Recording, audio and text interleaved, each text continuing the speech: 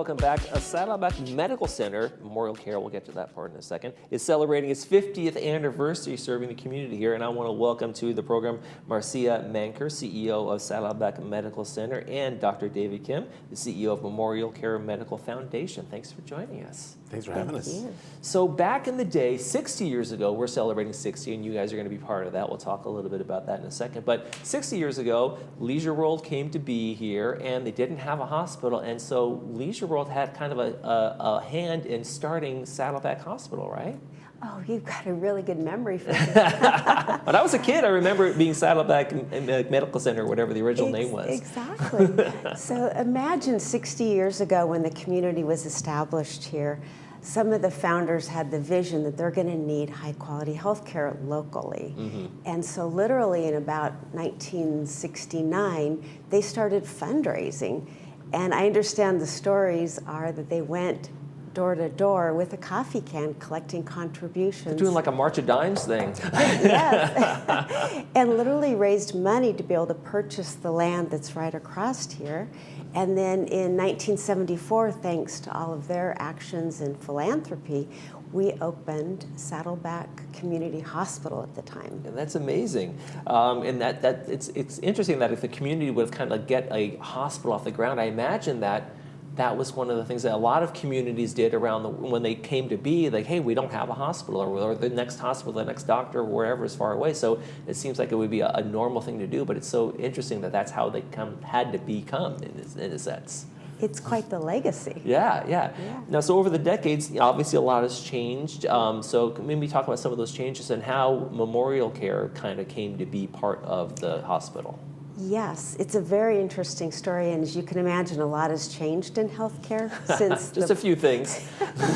So in the 80s, when there were regulatory changes, Saddleback Community Hospital joined up with what was then Long Beach Memorial Medical Center, mm-hmm. and it became the MemorialCare Health System. And since then, additional hospitals, foundation, our partners were added.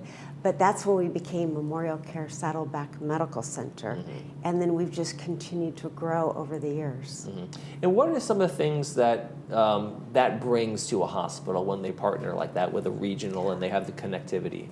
Well, what it allows you is better access to highly specialized services. Mm-hmm. So maybe something we don't necessarily offer here in Laguna Woods. Right. We can then access up in Long Beach, which is our quaternary care center for MemorialCare.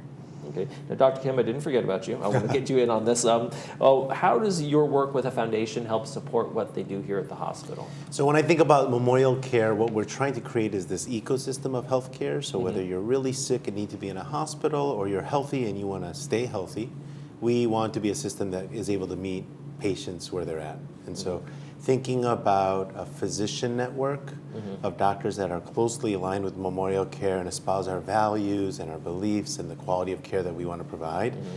My part of the organization is a structure where we can align that and really find doctors that practice in the way that we are passionate about and we think bring the best value to the community and the best quality to our patients.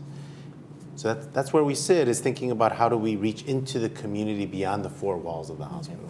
And when you're thinking about that, is it a matter of like, hey, there's an opening here and we need to find somebody, or is it like, hey, we want to specialize in an area and doctors coming to you, or are you going to them, or how does that whole kind of network create itself? It's a little bit of both. So we are in a physician shortage here, not just in America, but worldwide.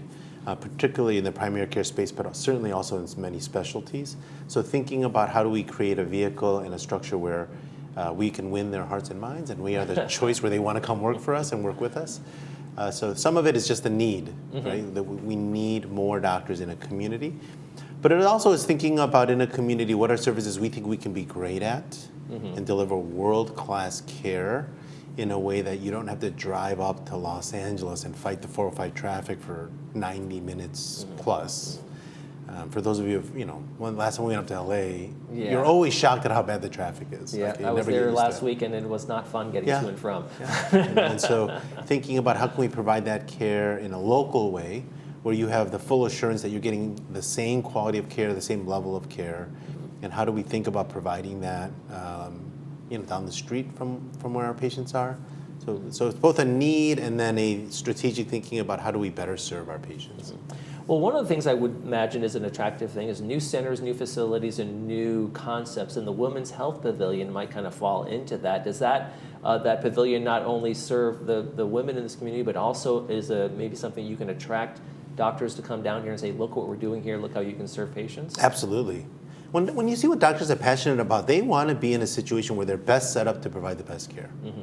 So that includes a culture where they're valued as partners, but it also includes, do they have facilities where they feel like they can provide world-class care? And I don't know if you visited, but it is an incredibly beautiful modern building that's very welcoming. It doesn't have that sterile, stereotypical, hospital feel. It really is a place that embraces the people that come there, and that's not just for patients, but I think also for doctors and providers as well.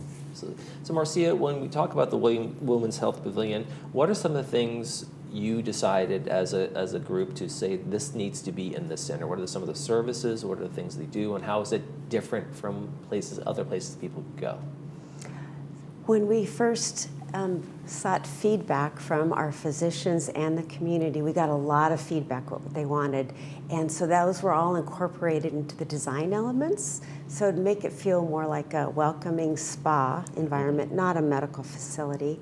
And so we spent years researching what the community needs were, what best suited our physicians and the vast majority of patients, and designed around that. So what you see in our Women's Health Pavilion is a wide array of specialty services suited to meet the needs and provide access to women for all stages of their lives. Okay. And how important is having healthcare access for what all of you do and for the community, especially here in the village? So access is critical because we could have the world's greatest doctor and the world's greatest facilities, but if you can't get in to see them, it doesn't help a given patient or a family. So thinking about how we resource and expand our footprint, our geography, as well as the kind of doctors and nurses and staff we hire and ancillary services we hire, to think about how we can be accessible, that if you have a need and you make a call, we're able to get you in to see that doctor or that nurse or that pharmacist or whoever it may be in a timely manner. It's a journey. I think going back to what we said earlier is there's not enough of doctors and pharmacists and nurses in the world today. But leveraging technology, thinking differently about how care is delivered, all while staying as patient-centric as possible, like not thinking about what's easiest to do, but what's really best for the patient. I think access is one of our highest priorities. If you were to sit in a meeting with Marcia and I and like, what do we talk about in these meetings? Access is always at the top of the list. Yeah. So Marcia, we have, the hospitals closed. That's a reality of some rural areas and that kind of thing. So like we're talking about, though, there's still a shortage of medical providers and those kinds of things. So what are some of the strategies you guys have employed to increase that access for not just for the hospital, but the region as you guys are a network?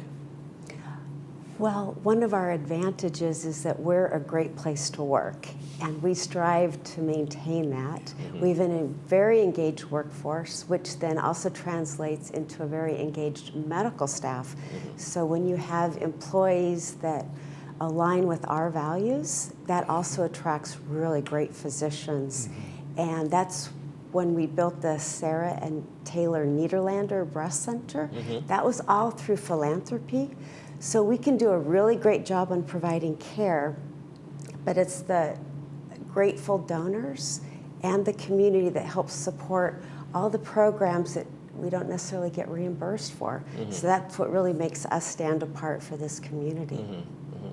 And is it also important that, urgent cares are things that have been popping up a lot of places. Those have become more and more common in communities where you have a little urgent care center does it take a kind of a stress relief off the hospitals in themselves, so not everybody go to a hospital to get the care they need? And there's a great kind of a part of the network that you can go to instead of going to the hospital in an emergency room, I can go to an urgent care and kind of get some kind of in and out kind of service. Yeah, the best, most efficient hospitals in the world today struggle with emergency room access just because so many people need those services. So thinking about how we can provide urgent cares in the community where things that don't quite need the level of an emergency room, where patients are able to get sooner and better access. But even extending beyond bricks and mortar, we're used to driving to the doctor's office, parking in the lot, waiting in the waiting room. But now we have virtual services where we have at MemorialCare a 24/7 virtual urgent care, where you could get on the web, and as easy as it is to FaceTime your grandkid or your cousin that lives in a city away, you're able to access care in a way that the doctor and the provider will see you. You can get a diagnosis and a prescription or an intervention without ever having to leave the comfort of your home. And that's available 24 hours a day, 7 days a week, holidays.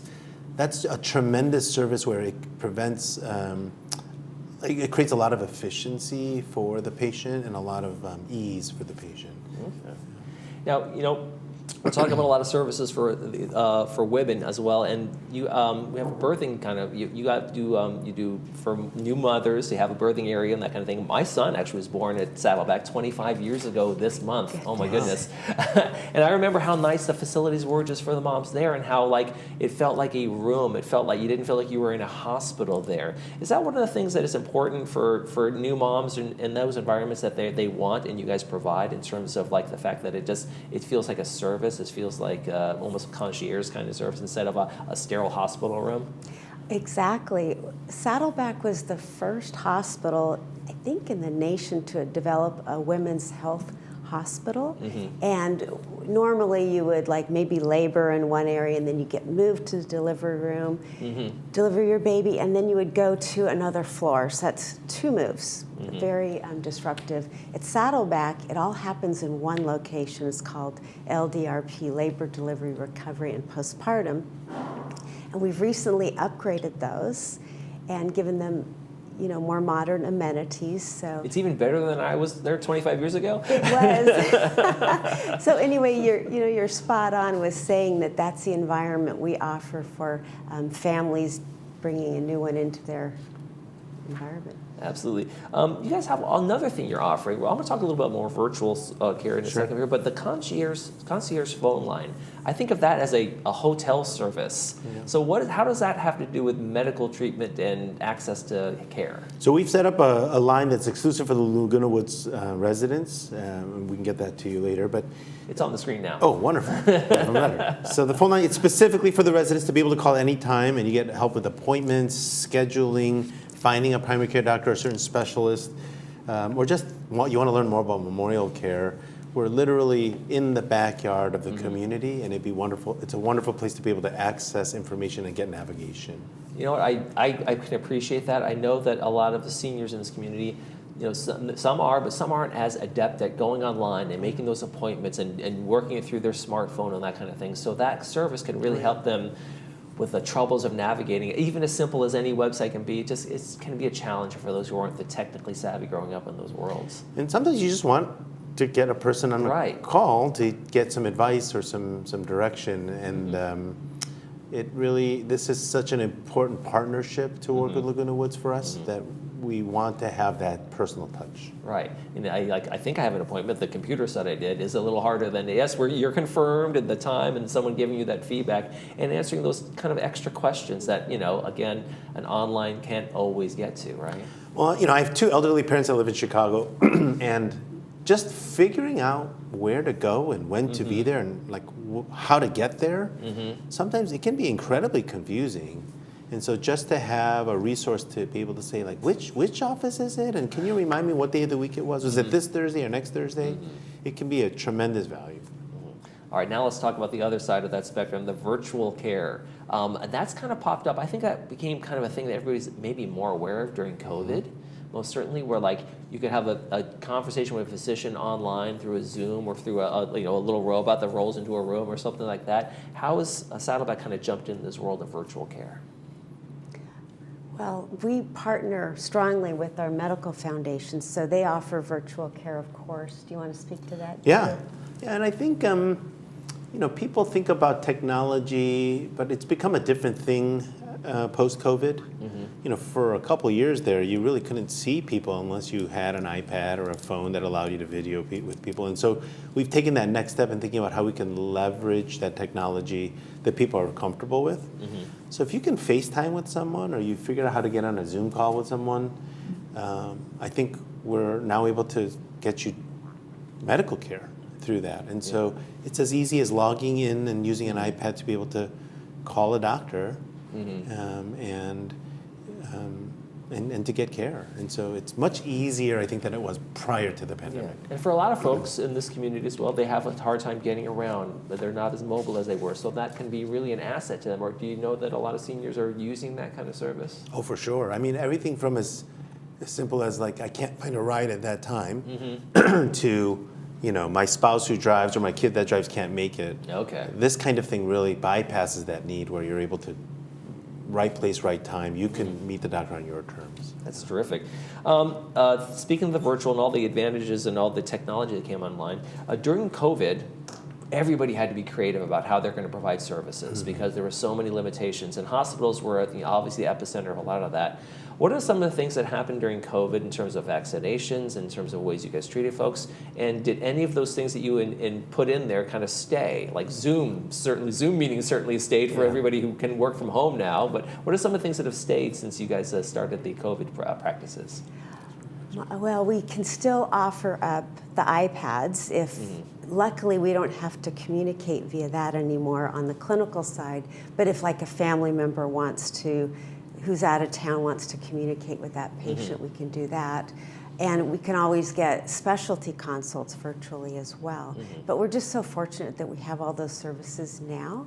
But you mentioned COVID and what a trial that was for our entire community as well as healthcare. And I just want to reflect back about the huge effort that went underway to get the community vaccinated. Yeah, you guys did tens of thousands of vaccinations, right? We did, and Saddleback was the first to be able to offer the vaccines to our community. Oh, wow. And if you remember, we all sat up in the clubhouses every weekend for 3 months, making sure everybody got their first and second doses. We delivered over 17,000 vaccines, as well as we had teams go into the towers for the housebound patients that couldn't make it out to the vaccine clinics. So it was just a tremendous partnership between the village and Saddleback that we're able to pull off that and bring protection to the community. Dr. Kim, do you have something you want to add there? Yeah, I think it was COVID, for all of the unfortunate, terrible things, it helped us understand and reminded us how powerful a partnership between a community and a health system can be, that we don't have to do things separate from each other. And those vaccine clinics are a perfect example where we came together and delivered 17,000 vaccines, is that what you said? In a really efficient way, in a way that got vaccines into the hands or the arms of people that needed it. And one of the things that you talk about is here with Leisure World and the connection to Saddleback Hospital for so many years, there was already a community partnership kind of in place, right? And that came over decades of trust and understanding and give and take from the community. So did that make it a lot easier for you to be able to kind of come in and give the vaccines in a place of trust and understanding?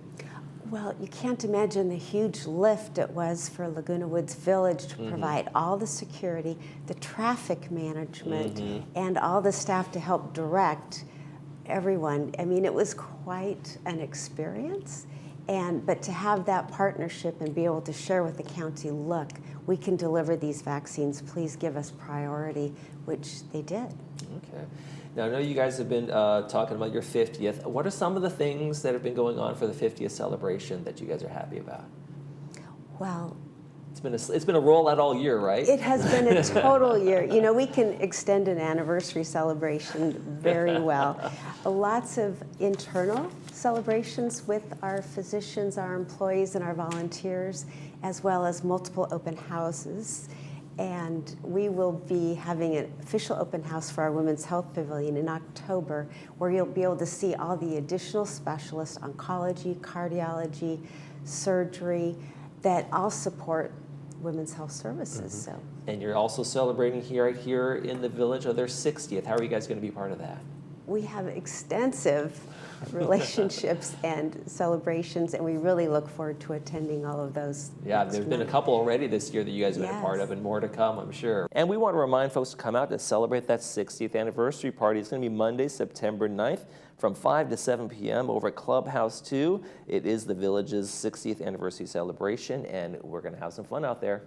I want to thank both of you, Dr. Kim and Marcia, for joining us today, talking about all the things MemorialCare has been doing in the community and the history of this hospital, which, you know, I've been alive for all those years. Hard to believe. Thank you so much for joining us. Thank you. Thank you for having us. You're watching This Day. We'll be right back.